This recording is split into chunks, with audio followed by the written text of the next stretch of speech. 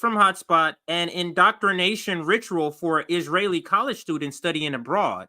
A living example of how Israel graduates terrorists and sends them all over the world to work in banks, media, etc., to promote the colonization of Palestine and further the Israeli genocide. That is such a good point, because when you look at our government, to the point of them saying they graduate a bunch of terrorists and send them to work all over the world, if you look at our government, there's a lot of Zionists. There's a lot of dual citizenship with Israel. There's a lot of that going on. I forget the graphic, but I vaguely remember Anthony Blinken being on there, Janet Yellen being on there, just several people throughout our government. But let's listen to this. This is a short video. This is not a real long segment. Israel!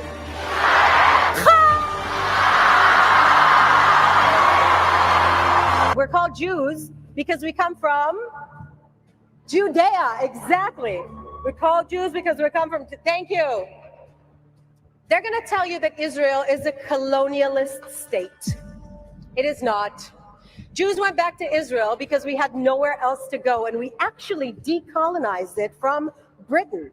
In fact, Israel is the most successful example of indigenous people going back. It's the best.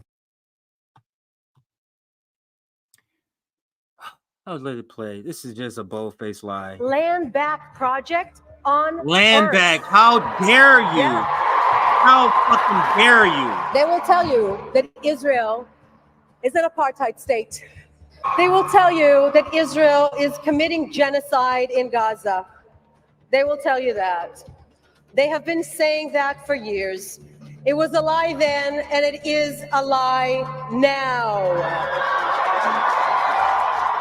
They want to insult the memory of the Holocaust and the 6 million Jews murdered in an actual systematic attempt. Jewish people are done hiding. So let's talk about the video. She says they're indigenous. They're just going back to their land.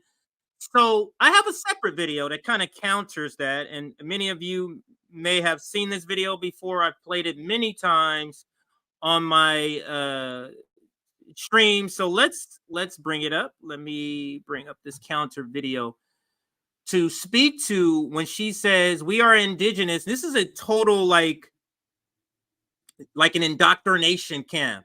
They're going to tell you this. This is what you say. They're going to tell you this. They're going to say we're indigenous because of this. We're called Jews because we're descendants of Judea. Like all of these stuff that she's saying can be proven by DNA, right? So let's go to this video where it talks about DNA and Israel. Oops. DNA tests are illegal. 1 second, everybody. 1 second here. DNA tests are illegal. Why doesn't it get bigger here? Ask. In this video, he talks about how DNA tests in Israel are illegal. DNA tests are illegal in Israel. Ask me why. It's even illegal in the state of Israel to obtain this. And if you do obtain it, you know what? I don't like that. I want this to play. DNA tests are illegal in Israel. Let's refresh this and see why. See if I can fix it. I wanted to expand DNA more. Tests are illegal in Israel. It's not going to do it. All right, so we'll watch it just DNA like this. Tests are illegal in Israel. Ask me why. It's even illegal in the state of Israel to obtain this. And if you do obtain it, it's illegal to show it and or talk about it. Ladies and gentlemen, my DNA. Now you might ask yourself, why is it illegal to obtain this in the state of Israel? Because it proves through your DNA that Jews around the world have no ancestral ties to the land of Israel. I mean, duh. It doesn't take a PhD or an article from a Jewish newspaper to tell you that Caucasians practicing a religion aren't native to a place where people have been brown for millennia. This TikTok caused a storm online, with many debating what his results, which show no trace of being from Palestine or the Middle East, despite being Jewish, mean. Yet, in the state of Israel, getting hold of a genealogical DNA test is highly restricted. Dov Aharonov and the Jerusalem Post reported in 2019 that Israel's genetic information law blocks people from buying them from local pharmacies. I guess boomer Zionists think that if you just throw enough money at troll farms, you don't let people Google 23andMe in Israel, that they'll forget that they're not Middle Eastern. Like, it's not Jesus of Williamsburg, it's Jesus of Nazareth, right? I mean, that's fine. Like, there are dark Jews. There's Jews from Brazil, there's Jews from Ethiopia, and up until the 19th century, everybody was living in Palestine pretty peacefully. Well, I guess until the Nakba, when they got displaced or killed alongside the Muslims and the Christians. I guess even back then, in the middle of the desert, if you have a brown neighbor, I guess property values go down. I don't make the rules, but they sure as hell are racist as So then, if Caucasian Jews don't come from the Middle East, where do they come from? I do not want to be called anti-Semitic, even if I've got Harvard in the background. So I'm just going to let another Ashkenazi geneticist tell you where you come from.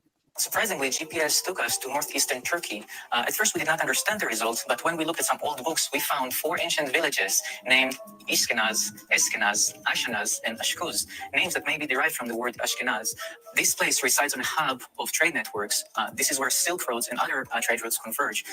That's Aaron Hayek. He's a Jewish geneticist from Johns Hopkins who wanted to figure out where Caucasian Jews come from because, like map out genome, get ahead of diseases. His contact in Israel is Dr. Aurelia Oppenheim. She's a geneticist in the University of Jerusalem, and she runs the anti-aging department. And for a while, the government called both of these two Nazis. Would you like to know why? Because they both figured out where Caucasian Jews come from. Wink, wink. They're 40% Turkish, and newsflash, 40% Mongolian. As if the lactose intolerance didn't give it away. Like, hold on. Do you understand what this means? Like, okay, sure. Like, you don't have any ancestral tie to Israel, but like you don't have yellow fever. You're just dating your own race. Like real talk. What do you see in this picture? Like, is it a pierogi or is it a dumpling?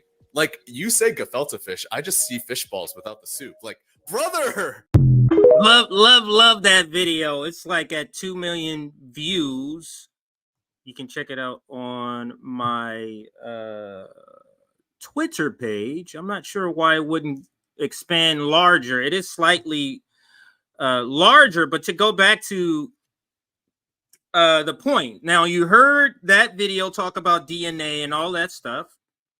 You have to ask yourself, why is the ability or a DNA test, why is it outlawed or heavily restricted where the vast majority of people cannot buy one, cannot get one? Why would that be? What is the disadvantage of knowing your DNA? What is the issue, unless you are trying to hide where your DNA leads to?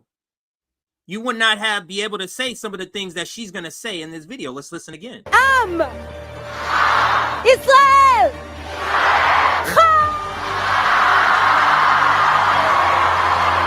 We're called Jews because we come from Judea. Exactly.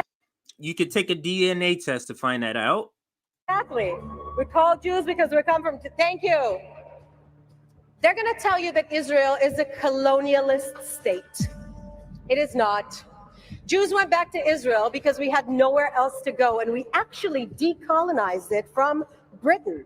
In fact, Israel is the most successful example of indigenous people going back. It's the best. Indigenous people going back where? You're from Turkey. That's where that's where your DNA goes back to. Land back project on Earth. Yeah. They will tell you that Israel is an apartheid state. They will tell you that Israel is committing genocide in Gaza. They will tell you that. They have been saying that for years. It was a lie then, and it is a lie now. Walk to your bank one day and go inside, and the person that is the teller maybe came from this place.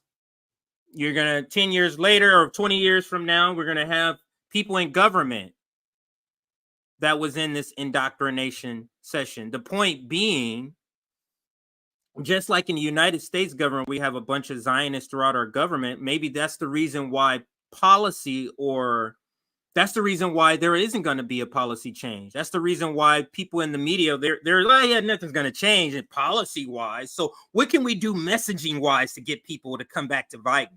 Because they know the policy isn't going to change. Why would the policy change when you have Zionists throughout government?